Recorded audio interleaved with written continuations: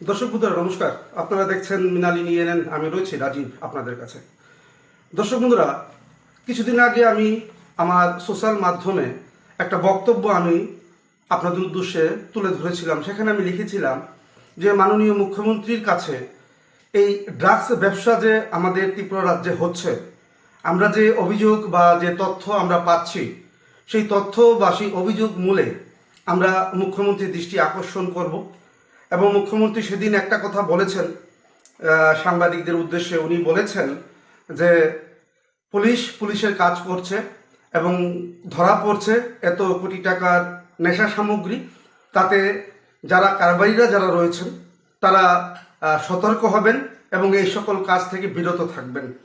ওনার এই বক্তব্যকে সামনে রেখে আজকে আমাদের কাছে যে সূত্র মারফত যে তথ্য রয়েছে, যেহেতু দর্শক বন্ধুরা আপনারা জানেন আমরা সাংবাদিকতার পেশার সঙ্গে যুক্ত রয়েছি, আমাদের কাছে তথ্য আসে বিভিন্ন মহল থেকে, বিভিন্ন জায়গা থেকে। ওনারা বিশ্বাস করে আমাদেরকে এই সকল তথ্যগুলো প্রোভাইড করেন। আমাদের কাজ হচ্ছে আমরা দায়িত্বশীল সংবাদ মাধ্যম মৃণালী নিয়ে নেন সরকারের দৃষ্টিতে বা মুখ্যমন্ত্রীর দৃষ্টিতে এই সকল বিষয়গুলিকে নিয়ে যাওয়া।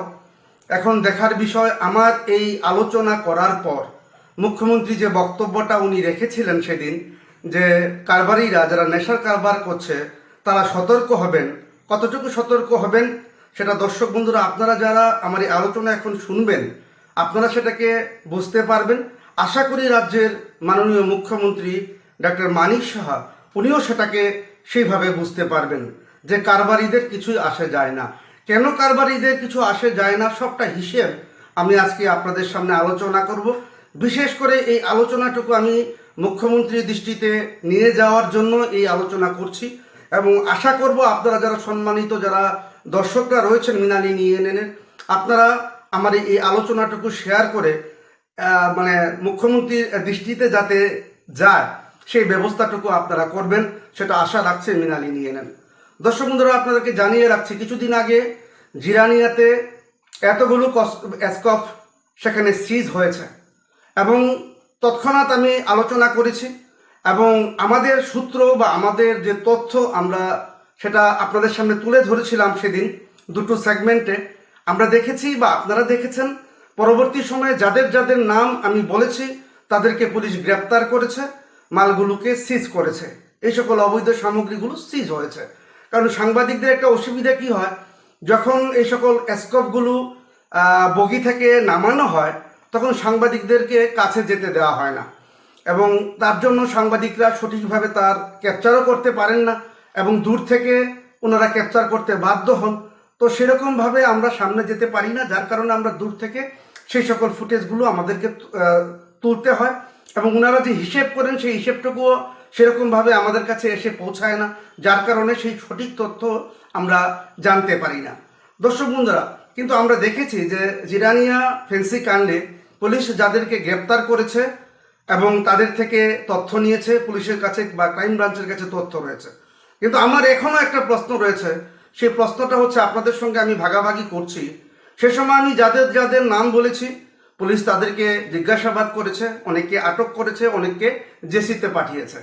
কিন্তু এখানে প্রশ্ন হচ্ছে যে জিরানিয়া কাণ্ডের যে আসল যে মাস্টার মাইন্ড ছিলেন সেই জিরানিয়া কাণ্ডের ফেন্সি কাণ্ডে, সেখানে আমি আরও 3টে নাম আমি সেখানে বলেছিলাম, কিন্তু দুর্ভাগ্যবশত কি এক অজানা কারণে এই 3 জনের বিরুদ্ধে কোনো ধরনের ব্যবস্থা পুলিশ থেকে নেওয়া হয়েছে বলে আমাদের কাছে কোনো তথ্য নেই। তারা কারা কারা ছিলেন? একজন ছিলেন জিরানিয়ার খুব প্রতাপশালী একজন ব্যক্তির স্নেহধন্য, ওনার নাম হচ্ছে এস দেবনাথ। যারা জিরানিয়াতে আপনারা রয়েছেন আপনারা হয়তো বা ওনাকে চেনেন। আমি সবটা নাম বলছি না, আগেও বলেছি সবটা নাম আমি বলতে পারছি না এই কারণ অনেক আইনি বাধ্যবাধকতা রয়েছে। তার হিস্টোরিও আমার কাছে জানা আছে, উনি কি করেন, কিভাবে উনি চলছেন, কিভাবে অট্টালিকাসমূহ বিল্ডিং বানাচ্ছেন বাড়িতে, যে একসময় কিছুই করতেন না, এখন তার কাছে পয়সার আর কোনো অভাব নেই। সেই এস দেবনাথকে পুলিশ কিন্তু জিজ্ঞাসাবাদ করেনি এখনো, কিন্তু সে আমার কাছে যতটুকু তথ্য রয়েছে 2-3 দিন আগেও সে বাড়ি থেকে পলাতক ছিল এবং জিরানিয়া কাণ্ড শেষের সময় এ সকল ফেন্সিগুলো যখন নামানো হয়েছিল তখনও সে বাড়ি থেকে পলাতক ছিল। পরবর্তী সময় কি এক অজানা কারণে তাকে আবার ফিরিয়ে আনা হয়েছে জিরানিয়াতে। সেই ভদ্রলোকের নাম হচ্ছে এস দেবনাথ, যে এই ফেন্সি কাণ্ডের সঙ্গে সরাসরি যুক্ত বলে আমাদের অভিযোগ। আমাদের যে তথ্য যারা আমাদেরকে প্রদান করেন, আমাদের যে সোর্স, ওনাদের বক্তব্য হচ্ছে এই এস দেবনাথের উপর জিরানিয়াতে একজন প্রভাবশালী ব্যক্তির একটা হাত রয়েছে এই এস দেবনাথের উপর। এখন আপনারা সবটাই বুঝতে পারছেন যে ইঙ্গিতটা কোন দিকে যাচ্ছে। আপনারা সচেতন মানুষ। আরেকজনের নাম আমি বলেছিলাম, উনি হচ্ছে সিদাই মোহনপুরের চন্দনবাবু বলে একজন রয়েছেন। আমি টাইটেলটা নামটা নাই বললাম। সেই চন্দনবাবুকেও কিন্তু সে সময় জিজ্ঞাসাবাদের জন্য পুলিশ থেকে কোনো ধরনের পদক্ষেপ আমরা লক্ষ্য করতে পারিনি। আরেকজনের নাম আমি বলেছিলাম যে জিরানিয়া ফেন্সি কাণ্ডে যদি এইজনকে যদি ধরা হয় তাহলে সত্যটা উদ্ঘাটিত হবে। তাকেও কিন্তু গ্রেপ্তার করা হলো না, বা আটক করা হলো না, বা জিজ্ঞাসাবাদ করা হলো না।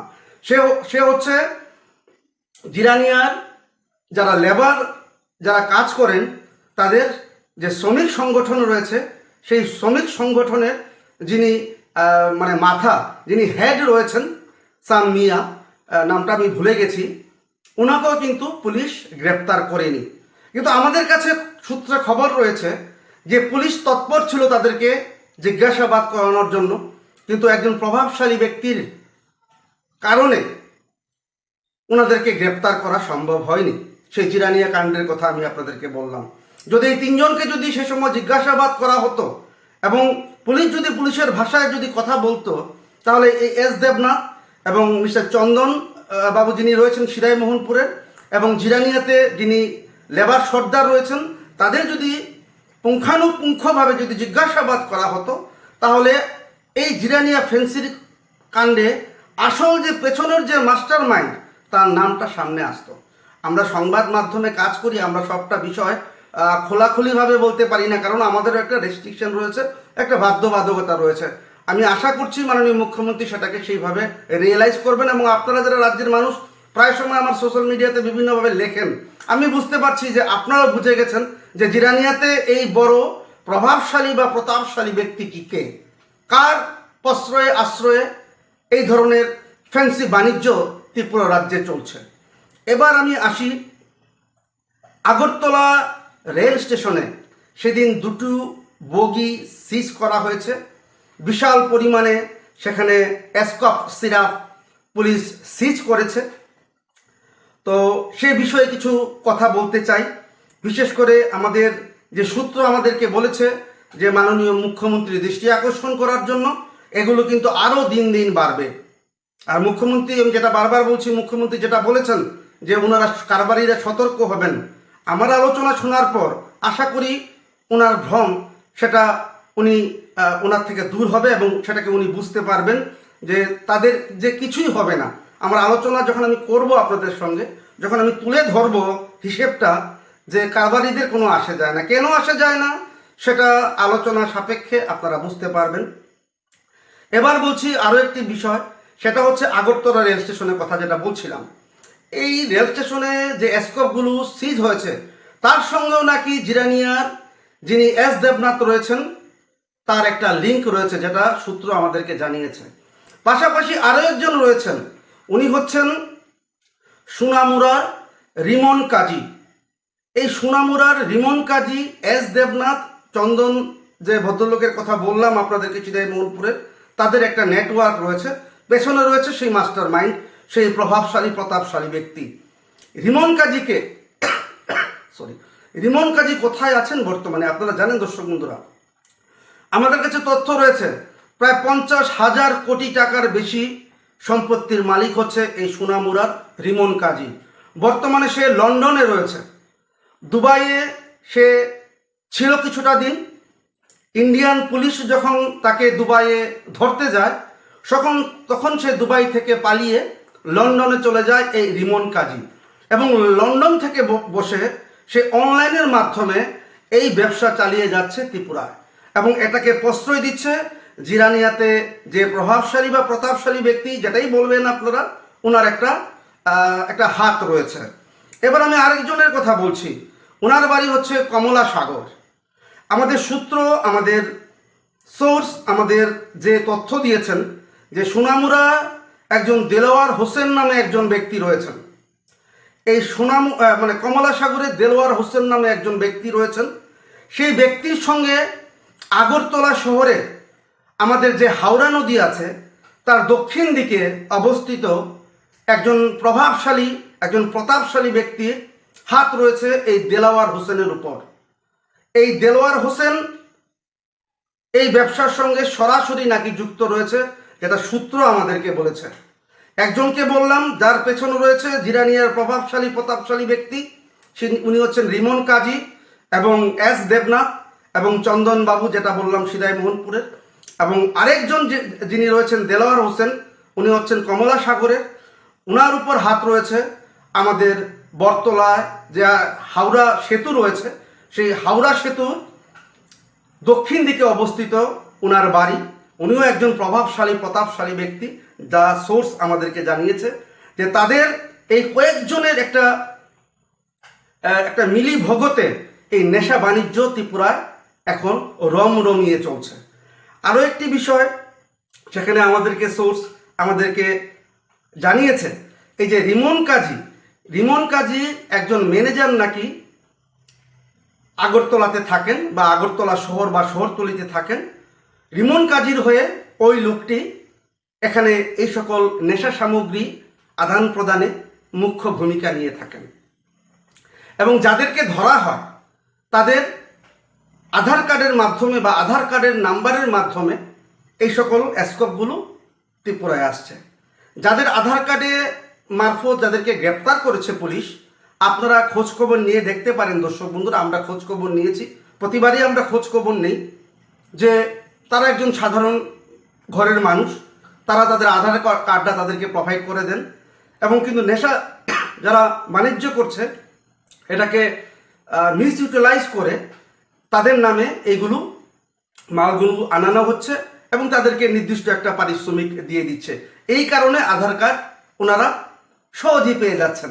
কিন্তু এই আধার কার্ডের যিনি হোল্ডার উনি কিন্তু জানেন না যে এইভাবে নেশা সামগ্রী যে ত্রিপুরা রাজ্যে ঢুকছে এবং কারা কারা ঢুকাচ্ছে উনি কিন্তু এ সকল বিষয়গুলোকে সেইভাবে জানেন না। উনি সাধারণ একটা পয়সার কারণে এই আধার কার্ডটুকু প্রোভাইড করে থাকেন এই কারবারিদেরকে।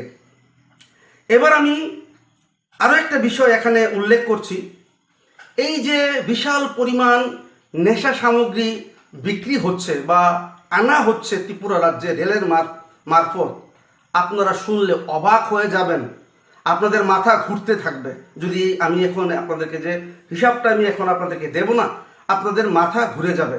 এবং এত বিশাল পরিমাণ যে প্রফিট হচ্ছে তার 50% যাচ্ছে কোথায় কোথায় যাচ্ছে? প্রথম যাচ্ছে জিরানিয়া সেই প্রভাবশালী ব্যক্তির কাছে, তারপর যাচ্ছে সিধাই মোহনপুরে অবস্থিত একজন প্রভাবশালী ব্যক্তির কাছে, আরেকটা ভাগ যাচ্ছে চণ্ডীপুর যে বিধানসভা কনস্টিটিউয়েন্সি রয়েছে, সেই চণ্ডীপুর বিধানসভা কনস্টিটিউয়েন্সির একজন প্রভাবশালী ব্যক্তির কাছে নাকি এই 50% যাচ্ছে। আরেকটা অংশ যাচ্ছে এই হাওড়া সেতুর দক্ষিণ দিকে অবস্থিত যে প্রভাবশালী ব্যক্তি রয়েছে, এই চারজনের কাছে এই 50% এই ড্রাগস কারবারিদের মুনাফার টাকা যাচ্ছে তাদের কাছে। আমাকে বলেছেন যে আমাদের একজন লোক আপনার সঙ্গে কথা বলতে চান। তখন আমার অফিস থেকে বেরিয়ে ওনারা 4-5 জন ছিলেন, আমার সঙ্গে সবটা বিষয়ে বলেছেন এবং ওনারা আমার কাছে দাবি করেছেন যে আমাদের নাম রাজীব দা বলবেন না, তাহলে আমাদের অসুবিধে হবে, আমরা আর ত্রিপুরাতে আসতে পারবো না। আমি তাদেরকে কথা দিয়েছি যে আমরা সাংবাদিক, আমরা সংবাদ সংগ্রহ করাই আমাদের কাজ। সাধারণ লাশঘর থেকে শুরু করে শ্মশানের ডোম পর্যন্ত আমাদের সোর্স। তো আমাদের খবর আমরা এইভাবেই সংগ্রহ করি এবং যারা বিশ্বাস করেন আমাকে তারা কিন্তু সমাজের জন্যই এই সকল তথ্যগুলো আমার কাছে প্রোভাইড করেন। এবং আমি একজন সাংবাদিকতার কাজ করি, আমি সাধারণ একজন সংবাদকর্মী।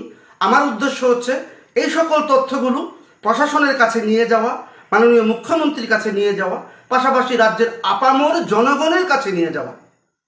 এখন আমি আপনাদেরকে হিসেব দিচ্ছি যে 50% যে বললাম দর্শক বন্ধুরা, আপনারা অবাক হয়ে যাবেন কিভাবে প্রফিট করছে। আমাকে সোর্সে বলেছে যে এখানে যতগুলো এসকপ সিজ হয়েছে সেটা পুলিশ আমাদেরকে সেরকমভাবে তথ্য দেয় না। সোর্সের বক্তব্য হচ্ছে সেদিন যে এসকপ সিজ হয়েছে এই বেরেলের মধ্যে, সেখানে প্রায় 3.5 লাখ এসকপ থাকার কথা, কিন্তু পুলিশ কি 3.5 লাখ এসকপের হিসেব দিয়েছে বা হিসেব রেখেছে সেটা আমাদের কাছে নেই, কারণ পুলিশ কোনো ধরনের সাংবাদিক সম্মেলন কিন্তু করেননি এ বিষয়ে, তাই আমরা তথ্য সেরকমভাবে পাইনি। কিন্তু আমাদের সোর্সের বক্তব্য হচ্ছে এই কনসাইনমেন্ট 4টা বগিতে বুক হয়েছে, 2টো বগি আগে পাঠানো হয়েছে, দেখেছে যে সব কিছু ঠিক আছে কিনা, এবং বাকি 2টো বগিকে কেটে রাখা হয়েছে। এই 2টো বগি এখনো কোনো না কোনো ট্রেকে পড়ে রয়েছে। তাদের সুবিধা মতো এই 2টি বগিকে তারা তাদের উদ্দেশ্য সাধন করার জন্য তাদের মতো করে তারা এই বগিটাকে রিলিজ করবে ওই ট্রেক থেকে। কিন্তু রাস্তায় কিন্তু আরো 3.5 লাখ এসকপ মজুদ রয়েছে এই বগির মধ্যে, সেটা তথ্য মোতাবেক, আমাদের সূত্র মোতাবেক। এবার আমি আপনাদেরকে একটা হিসাব দিচ্ছি যে আরেকটা হিসাব আপনাদেরকে দেওয়া খুব প্রয়োজন বলে আমি মনে করছি। সেটা হচ্ছে যেটা আমি প্রথমেই আলোচনার সময় বলেছিলাম যে মুখ্যমন্ত্রী বলেছেন যে এই সকল কারবারিরা সতর্ক হবেন, তারপর এতগুলো টাকার অবৈধ সামগ্রী সিজ হয়েছে, পুলিশ কাজ করছে। অনেক সময় অনেক সোর্স আমাকে বলেন যে অনেক সময় তারা ইচ্ছে করেই এগুলোকে ধরিয়ে দেন যাতে পুলিশের উপর সেই রকম একটা প্রেশার না আসে, যাতে রাজ্যের জনগণ বুঝতে পারেন যে পুলিশ কাজ করছে। কিন্তু আমাদের সোর্স বলছে এগুলোকে ইচ্ছে করে এগুলোকে ধরিয়ে দেওয়া হয় যাতে পুলিশ কাজ করছে এটা জনগণ বুঝতে পারেন। এটা কিন্তু আমাদেরকে বলেছেন, আমাদের সোশ্যাল মিডিয়াতে অনেক রয়েছেন, বা আমাদের তথ্য আমাদের সূত্র আমাদেরকে বলেছেন। এবার আমি আসি আসল হিসেবটা। আপনারা একবার চিন্তা করুন, 7 লাখ এসকপ। একটা এসকপ বোতলের দাম জানেন কত দর্শক বন্ধুরা? ফ্যাক্টরিতে যখন এই সকল কারবারিরা যান তখন একটা এসকপের বোতলের দাম হচ্ছে 126 টাকা। একটা এসকপ বোতলের দাম 126 টাকা। তার সঙ্গে যদি আমি লোডিং আনলোডিং, রেল ফেয়ার, তারপরে এই যে গাড়ি দিয়ে যাচ্ছে আসছে তার ট্রান্সপোর্টেশন আমি ধরলাম আরও 74 টাকা। কিন্তু 74 টাকা ধরলে সেখানে হবে আপনার 260 টাকা। আমি 240 টাকার মতন আমি ধরলাম, 250 টাকাই কস্টিং খরচা। একটা ফ্যান্সির এসকপের বোতলের দাম যদি 126 টাকা ফ্যাক্টরি হয় এবং 100 টাকা যদি আমি ধরি তার খরচা বাবদ, তাহলে হচ্ছে 226 টাকা। আমি আরও 40 টাকা 226 টাকা আমি আরও ধরলাম 24 টাকা প্লাস করে দিলাম, তাহলে কত হলো? 250 টাকা পরে এক একটা এসকপের দাম, কোস্টিং সহ, এই ট্রান্সপোর্টেশন সহ, প্রফিট সহ। এখন দেখুন দর্শক বন্ধুরা, এই 7 লাখ এসকপের দাম যদি আমি 250 টাকা করে ধরি, এই সকল কারবারিরা এই সকল যে এসকপগুলো কিনছে তার ক্রয় মূল্য হচ্ছে 17,50,00,000 টাকা। এই 7 লাখ এসকপের দাম খরচাপাতি মিলিয়ে 17,50,00,000 দিয়ে এই সকল কারবারিরা এই এসকপগুলো ত্রিপুরা রাজ্যে আনছে। এবার আমি আপনাদেরকে বিক্রির হিসাবটা দিচ্ছি, আপনারা শুনলে অবাক হবেন। বর্তমানে এই এসকপ বোতলের দাম বর্তমান সময়ে, আপনারা তো অনেক জানেন না, তবু আপনাদেরকে আমি জানিয়ে দিচ্ছি, কারণ আপনাদের জানার কথাও নয়। আমরা সংবাদ মাধ্যমে আছি তাই আমাদের কাছে তথ্য বা খবর রয়েছে।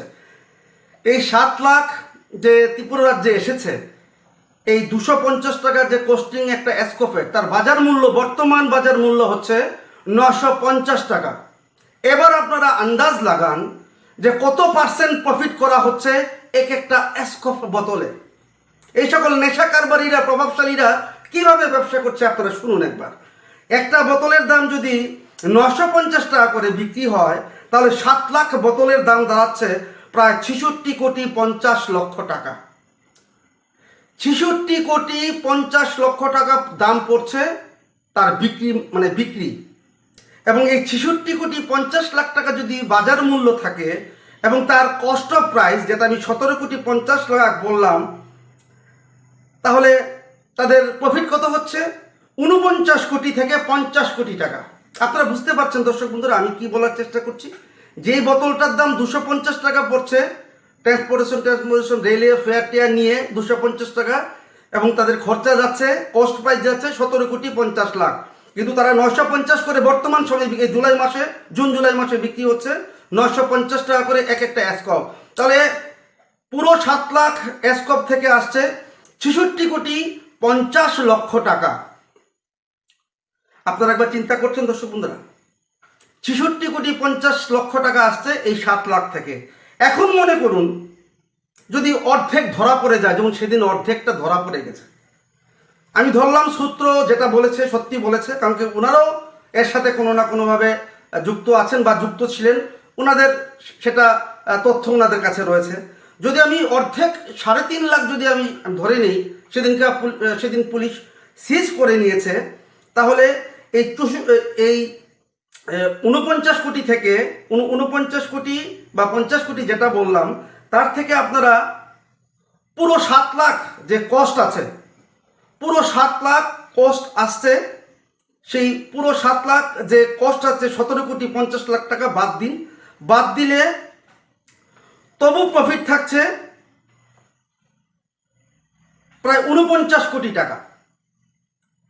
যদি ধরাও পড়ে যায় 3.5 লাখ, যদি অ্যাসকপ বোতল ধরা পড়েও যায়, তবু প্রফিট থাকছে 49 কোটি টাকা। কারণ কেন? ওই 3.5 লাখ আরও রাস্তার রেলের ট্রেকে কিন্তু পড়ে রয়েছে। আর যদি আজ থেকে 1.5 থেকে 2 মাস আগে এই অ্যাসকপ বোতলের দাম ছিল 1150 টাকা করে, এবং আপনারা শুনলে অবাক হবেন, করোনার সময় যখন বিভিন্ন প্রতিবন্ধকতা ছিল, তখন এই অ্যাসকপ বোতল বিক্রি হতো 1800 থেকে 2200 টাকা। আপনারা চিন্তা করতে পারছেন কত কোটি কোটি টাকা তারা প্রফিট করছে এই নেশা সামগ্রী বিক্রি করে। যদি আমি 1150 টাকা করে যদি আমি ধরি, তাহলে তার বাজার মূল্য আসছে 80,50,00,000 টাকা। যদি 1150 টাকা করে আমি ধরি, যেটা 1.5 মাস 2 মাস আগে বিক্রি হয়েছে এই সকল অ্যাসকপগুলো, 7 লাখ বোতলের দাম আসছে ইন অ্যারাউন্ড 80 crores rupees, 80 কোটি টাকা আসছে। চিন্তা করছেন তার আর খরচা কত? 17,50,00,000। বাকি 63 কোটি তো তাদের প্রফিট রয়েছে। তাদের যদি এই অবৈধ সামগ্রী ধরাও পড়ে যায়, 2, 4, 5, 6, 7, 10, 12 কোটি যদি ধরা পড়েও যায়, তাতে তাদের কোনো যায় আসে না। সেটাকে ওনারা ওই হাত খরচা বলে সেটাকে চালিয়ে দেবেন, তাদের কোনো আসা যায় না। তাই মুখ্যমন্ত্রীর উদ্দেশ্যে আজকে আমার এই আলোচনা করলাম যে কিভাবে এই সকল প্রভাবশালী ব্যক্তিরা ত্রিপুরা রাজ্যকে এবং বর্তমান সরকারকে এবং বর্তমান এই দলকে পুঁজি করে এই সকল অবৈধ সামগ্রী ত্রিপুরা রাজ্যে আনছে। অনেকে আমাকে বলেছেন যে রাজীব দা, এগুলো তো আগরতলায় বিক্রি হয় না, ত্রিপুরায় বিক্রি হয় না, এগুলো তো বাংলাদেশে চলে যায়। তাহলে বাংলাদেশে যারা যুব সম্প্রদায়ের লোকেরা যারা রয়েছেন, তারা কি মানুষ নন? তারা কি অমানুষ? তারা কি অন্য কিছু বা অন্য গ্রহের থেকে তারা এসছেন? তাদের ভেতরেও তো প্রাণ রয়েছে, তাদেরও তো ক্ষতি হচ্ছে। আপনি যান দর্শক বন্ধুরা, আমি তো মানে বেরোতে পারছি না, কারণ আমার ফেসটা একটু পরিচিত ফেস, তাই আমি বেরোতে পারছি না। বিভিন্ন জায়গায় এই অ্যাসকপগুলো, বিশেষ করে পলিটেকনিক কলেজ যে রয়েছে নরসিংগড়ে, সেখানে যাবেন, প্রত্যেকটি দোকানের মধ্যে আপনারা পাবেন, কিন্তু আমি গেলে তো হবে না। তো সেই জায়গায় আমি বলছি আগরতলাতেও বিক্রি হচ্ছে। যারা বলছেন না যে এগুলো তো ত্রিপুরা রাজ্যে কোনো সেল হয় না, এগুলো তো বাংলাদেশে যাচ্ছে, তাহলে বাংলাদেশের মানুষরা কি মঙ্গল গ্রহ থেকে এসছেন? তাদের ভেতরে কি সেই প্রাণ নেই? যাদের ছেলেমেয়ের এইভাবে অকালে ঝরে যাচ্ছে এই নেশার কবলে পড়ে, তাদের কি দোষ রয়েছে? মুনাফা কামাচ্ছে আমাদের ত্রিপুরা রাজ্যে এই 4জন কি 5জন ব্যক্তি, এবং যাদের এক সময় কিছুই ছিল না, তাদের আজকে বিশাল বৃত্তশালী আজকে মানে সমাজের মধ্যে প্রতিষ্ঠিত হয়ে গেছেন। এবং প্রায় সময় দেখি মা ত্রিপুরেশ্বরী মন্দিরের কাছে যান, মা ত্রিপুরেশ্বরীর থেকে মানে প্রার্থনা করেন, অনেকে রাধাকৃষ্ণের কাছে যান, ঠাকুরের কাছে প্রার্থনা করেন। তো যারা এই সকল কাজগুলো করছেন আর মার কাছে যাচ্ছেন, মা তো সব দেখছেন, মা ত্রিপুরেশ্বরী তো সব দেখছেন আপনাদের এই কুকর্মগুলো। আপনারা কি মনে করছেন সেগুলো মা দেখছে না? আপনারা মা ত্রিপুরেশ্বরী মন্দিরে যাচ্ছেন, সেগুলো ফুটেজ আবার সোশ্যাল মিডিয়াতে ছেড়ে দিচ্ছেন যে আপনারা কতটুকু ভক্ত মা ত্রিপুরেশ্বরীর। যাই হোক দর্শক বন্ধুরা, সেগুলো বললাম, কথা প্রসঙ্গে আসলো, তাই আমি মাননীয় মুখ্যমন্ত্রীর দৃষ্টি আকর্ষণ করছি। এইভাবে যে ধরা হচ্ছে, আপনি বলেছেন যে তারা সতর্ক হবে, তারা মোটেও সতর্ক হবে না। কারণ আমি তথ্য দিলাম আপনার কাছে যে যেই 7 লাখ প্রোডাক্টের দাম আমি একদম ফ্যাক্টরি কস্ট থেকে ধরেছি, 17,50,00,000 টাকা খরচা হয়, মানে তার খরচা, এবং প্রফিট হয় এখন বাজার মূল্যে 950 টাকা করে, সেটা 66,50,00,000 টাকা তার প্রফিট। এই 66,50,00,000 টাকা যদি পুরো মালও যদি সিজ হয়ে যায়, তারা আরেকটা কনসাইনমেন্ট নিয়ে আসবে, তাদের তো কোনো লস নেই। আমি যদি একটা কনসাইনমেন্ট আমি ছেড়ে দিলাম, একটা কনসাইনমেন্ট ছেড়ে দিলাম, পরের কনসাইনমেন্টই তো আবার সেই প্রফিট। তো প্রফিটের কোনো লিমিটেশন নেই এই জায়গাতে। তাই আজকে আমি এই আলোচনাটুকু আপনাদের সামনে তুলে ধরলাম। আশা করি আমার এই আলোচনা আপনারা শুনেছেন। যদি না শুনে থাকেন তাহলে আবার রিপিট করে আপনারা শুনবেন, এবং আশা করব মাননীয় মুখ্যমন্ত্রীর কাছে যাতে এই তথ্যগুলো গিয়ে পৌঁছায়, তার ব্যবস্থা সম্মানিত দর্শক যারা রয়েছেন আপনারা করবেন। এবং আমি তো রয়েছি, এমনও হতে পারে যখন আমার কাছে একদম ফুল এভিডেন্সটা চলে আসবে, আমি তাদের নামও আনতে বাধ্য হব। তাই আমি অনুরোধ করব, আপনারা যে সকল কাজগুলো করছেন সেগুলো থেকে বিরত থাকুন। ভগবান আপনাদের অনেক কিছু দিয়েছে, এক সময় আপনাদের কিছুই ছিল না। এইভাবে সমাজকে কলুষিত করবেন না, এইভাবে আমাদের আগামী প্রজন্মকে ধ্বংসের দিকে ঠেলে দেবেন না। যাওয়ার আগে মাননীয় মুখ্যমন্ত্রীর কাছে আমাদের মৃণালিনী এনএনের, আমি একজন ছোট্ট সংবাদকর্মী হিসাবে, রাজ্যের আপামর জনগণের প্রতিনিধি হিসাবে আমি আপনার কাছে করজোড়ে এই আবেদনটুকু করছি। আপনি একটু খোঁজ খবর নিন। আমি যেভাবে কথাগুলো বলেছি, আপনি আপনার মাধ্যমে এই কথাগুলো সত্যতা যাচাই করুন। যদি দেখেন যে এই সকল কাজগুলো তারা করছে, অবশ্যই আপনি ব্যবস্থা গ্রহণ করবেন। সেটা কিন্তু রাজ্যের আপামর জনগণ সেটা কিন্তু আশা করছেন। দর্শক বন্ধুরা, আজকে আমার আলোচনা আমি এখানে শেষ করছি, কিন্তু দেখতে থাকবেন অবশ্যই মৃণালিনী এন। নমস্কার।